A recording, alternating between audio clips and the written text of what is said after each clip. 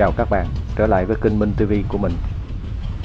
Hôm nay mình xin mời các bạn khám phá vùng nông thôn hai xã Phong Lạc và xã Phong Điền thuộc huyện Trần Văn Thời, tỉnh Cà Mau cũ, trên tuyến đường nông thôn ven theo bờ bắc của đầm Thị Tường. Hiện nay sau ngày sáp nhập tỉnh, vùng nông thôn này thuộc địa bàn của xã Trần Văn Thời của tỉnh Cà Mau.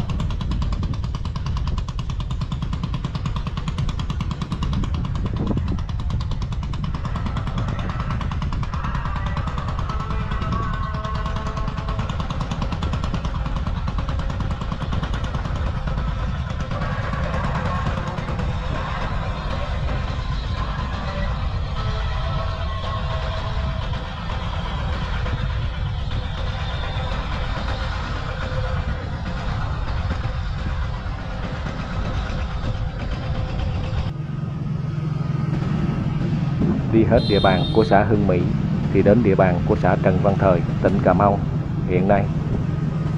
Trước đây, đây là địa bàn của xã Phong Lạc, huyện Trần Văn Thời, tỉnh Cà Mau. Hiện nay, sau khi sáp nhập tỉnh, đây là xã Trần Văn Thời thuộc tỉnh Cà Mau.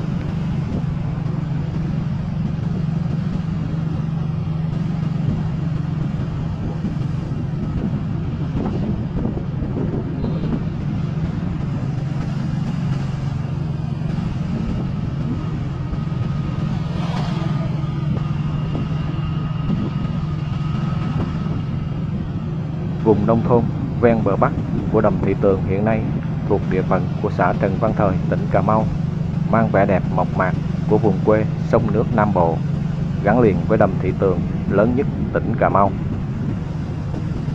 Bờ bắc đầm Thị Tường nằm ven theo trục đường nông thôn Kinh Tư Cống Đá, đầm Thị Tường. Đây là vùng đất trũng thấp ngập nước, ven đầm rộng lớn nên hệ sinh thái rất đa dạng, phong cảnh nên thơ.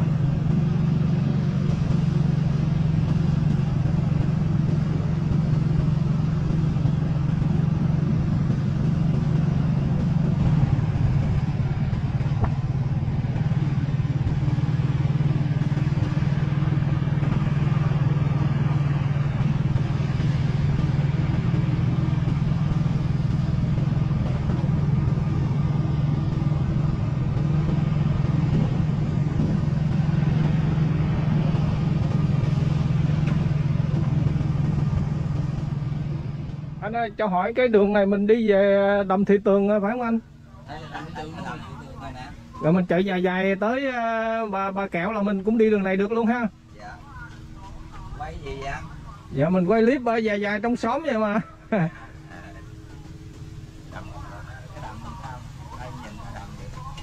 Ở đây là giáp với đầm Thị Tường rồi đó ha? Cái đầm nó từ cái đường cậu xe anh đi vô đó. À. Cái đầu nhựa này là dài xuống luôn. Để vòng vòng lại để vòng ra cái đầm đó. À. Cũng như có mấy đường tới ga đó. Đi ra đầm đó ha. Cổ anh, cổ tỏi một Cái đường này là mình chạy ra tới bến đò Bà Kẹo luôn á, mình đi ra. Dạ rồi, cảm ơn anh nhiều. Cũng như tại nó phức anh chưa thấy đầm thôi chứ chỗ nào cháu anh giờ không thấy đầm. Dạ.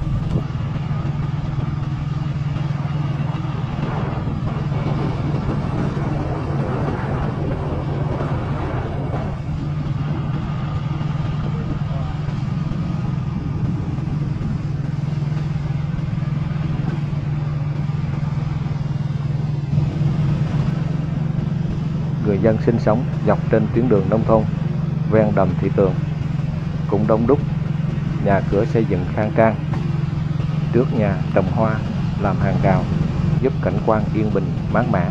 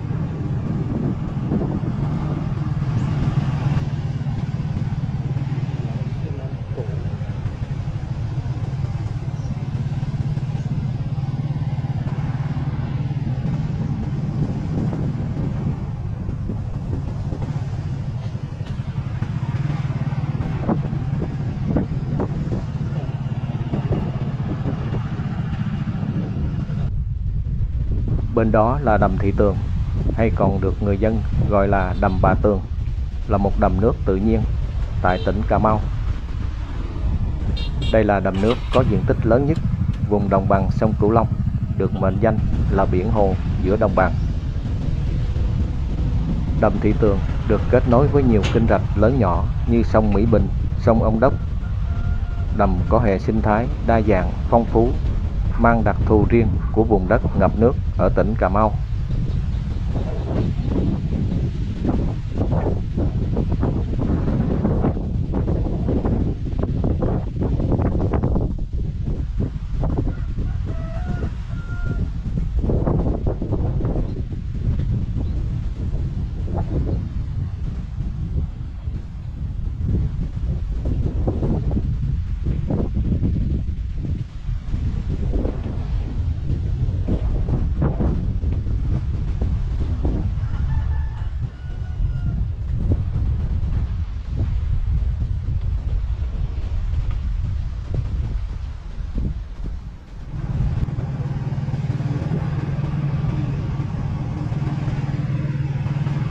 Cuộc sống kinh tế của người dân nơi đây là nuôi trồng thủy sản, đặc biệt là nuôi tôm Quảng Canh, kết hợp nuôi cá, cua, vọt, sò huyết trong các vuông liền đầm.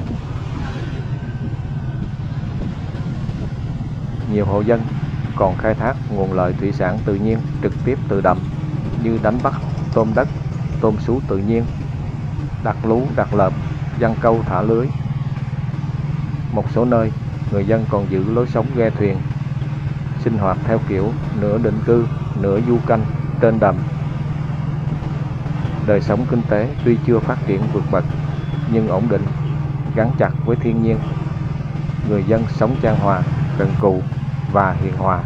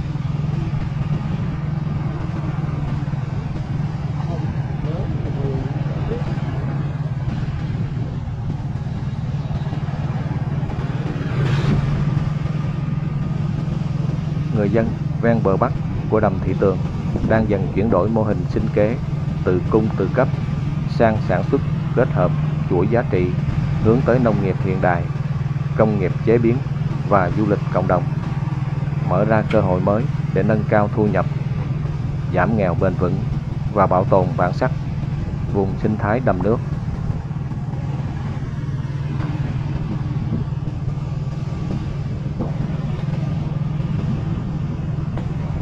Đến đây là bến phà Kinh Ba.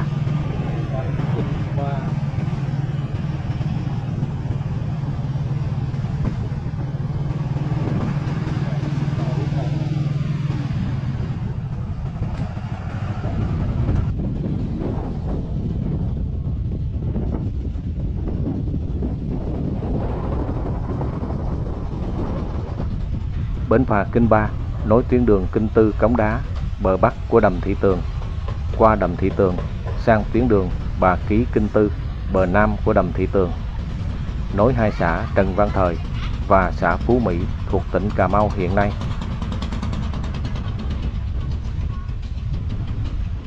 Đầm Thị Tường bao phủ 3 huyện gồm Trần Văn Thời, Phú Tân và Cái Nước của tỉnh Cà Mau cũ. Khu vực đầm Thị Tường có diện tích mặt nước rộng khoảng 7 km², chiều dài khoảng 12 km, chiều rộng từ 1 đến 2 km và độ sâu khoảng 1,5 m, được thông ra Vịnh Thái Lan. Đầm hình thành từ phù sa bồi lắng của sông Mỹ Bình và sông Ông Đốc và nhiều kênh rạch khác. Đầm Thị Tường rộng lớn nên người dân đã chia đầm thành 3 phần, gồm đầm trên, đầm giữa và đầm dưới. Trong đó đầm giữa được coi là diện tích lớn nhất. Khách du lịch Cà Mau đến thăm có thể dạo bước trên những cây cầu tre nằm ngang qua đầm, chiêm ngưỡng vẻ đẹp tuyệt vời của vùng đất Cà Mau.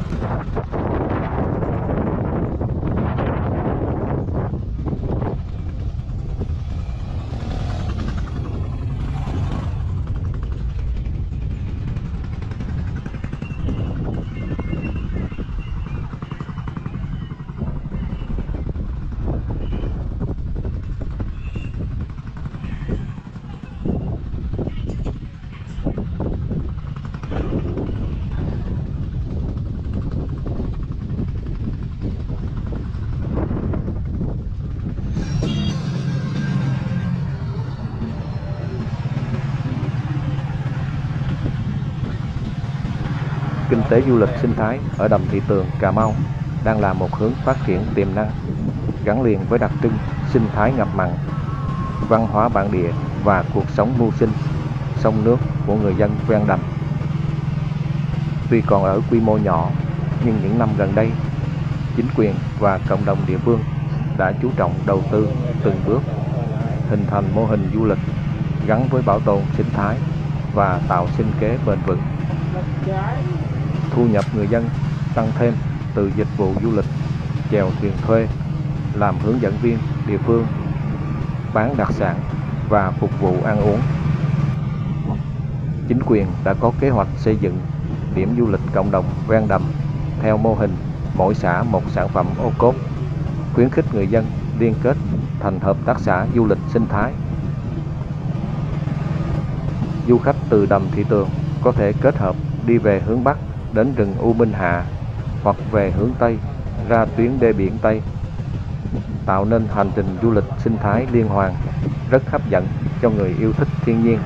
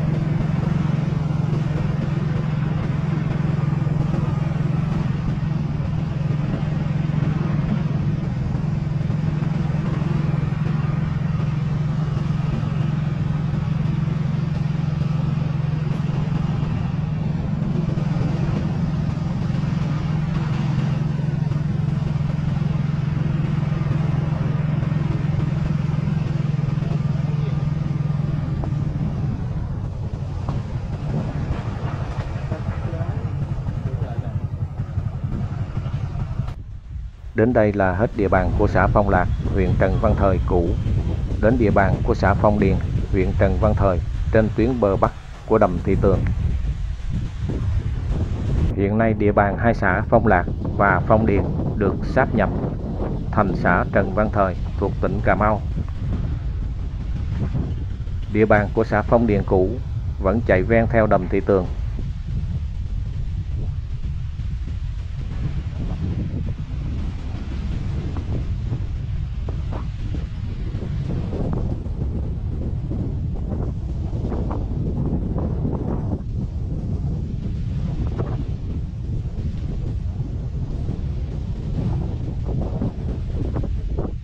Mỗi cây cầu là một tuyến kênh nhỏ thông với đầm Thị Tường.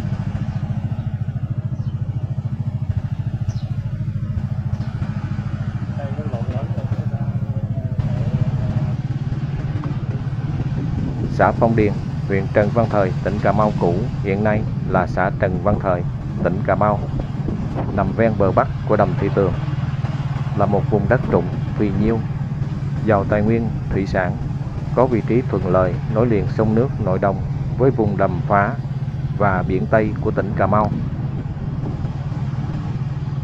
Trước thế kỷ 18, khu vực đầm Thị Tường là vùng đất phong điền, còn hoang vu là vùng sinh cảnh tự nhiên với rừng ngập mặn, kênh rạch chằng chịt, dân cư sinh sống thưa thớt. Vào khoảng cuối thế kỷ 18, đầu thế kỷ 19, theo làn sóng di dân từ miền Trung, miền Bắc và người Khmer, nhiều người dân đến đây khai khẩn đất đai, dựng nhà ven theo các kênh rạch lớn ven bờ bắc của đầm Thị Tường.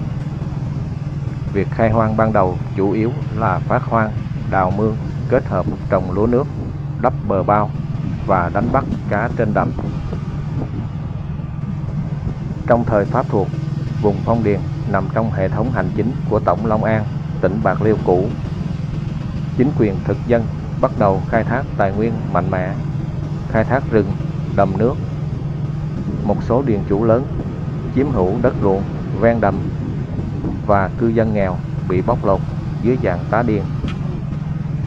Dù vậy, đời sống của người dân vẫn chủ yếu tự cung tự cấp, tận dụng đầm nước để giăng câu, đặt lờ, đặt lợp, khai thác mật ong rừng. Sau năm 1975, xã Phong Điền được thành lập từ các vùng ấp cũ, được quy hoạch lại trong hệ thống hành chính mới thuộc huyện Trần Văn Thời.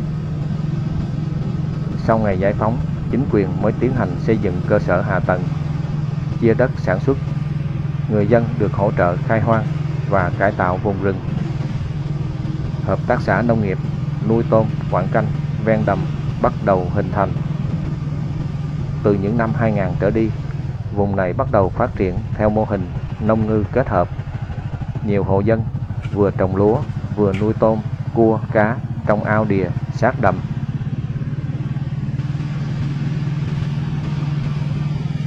Đầm Thị Tường giữ vai trò quan trọng trong lịch sử hình thành vùng nông thôn của xã Phong Điền, gắn liền với huyền thoại về bà Thị Tường và văn hóa khai phá sông nước.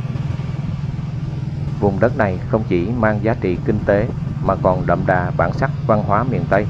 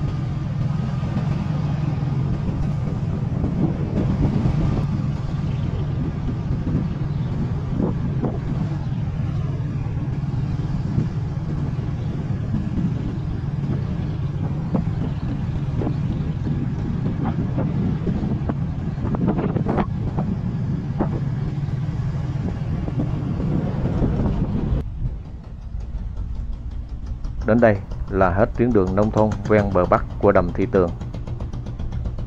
Đây là ngã ba sông Bà Kẹo và điểm cuối đầm Thị Tường đổ ra sông Mỹ Bình, đổ ra biển Tây.